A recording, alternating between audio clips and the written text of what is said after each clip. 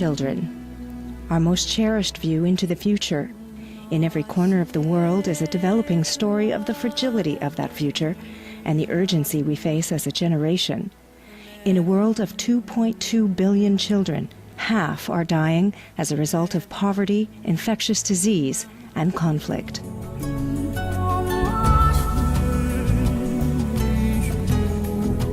I have been working in nonprofit for 10 years now, both at a community level in Canada, and I sit on the board of UNICEF Canada, and I've been working in fund development for many years, both at a community level and an international level.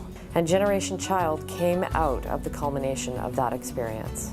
There are some great organizations working on the ground that understand local change, that have local leadership, that have local authentic solutions. And one of the things that I noticed, a lack of funding for local community-based organizations. That's what's so great about Generation Child, is that we're able to be that interface for our donors. So as a donor, you're able to fund a small organization on the other side of the world that doesn't need a lot of funding, but is doing really critical work in the community, and know that the proper monitoring and evaluation is being done, and know that your money is going to the project right on the ground.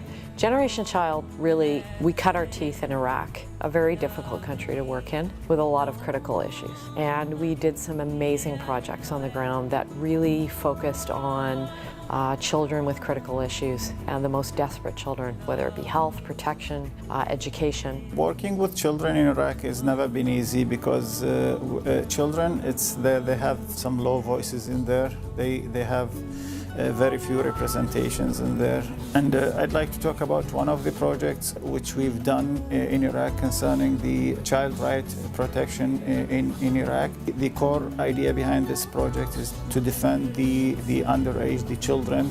A child can lose years of his or her life being jailed for stealing a mobile, and this process will be ended by having them released. When it comes to children, they are the last on the line to wait for the services, and they will be the first on the line to be affected by such neglect. I think UNICEF and other large organizations do great work. We could never vaccinate 500,000 kids in 3 days. But there's also another piece of the puzzle that needs addressing, and that's organizations that are nestled in the communities.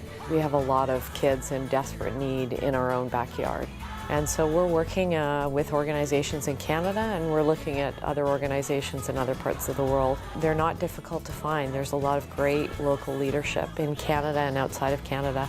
So we can really make a great change with a small amount of money. We really speak to the partners on the ground and really provide them the capacity building and the funding to do the great work that they're doing with their ideas and their solutions to what needs to be done in regards to vulnerable children on the ground. Its message is one of hope and empowerment as they work to understand a community's needs and partner directly with community-based organizations on projects that will have the most impact on its children.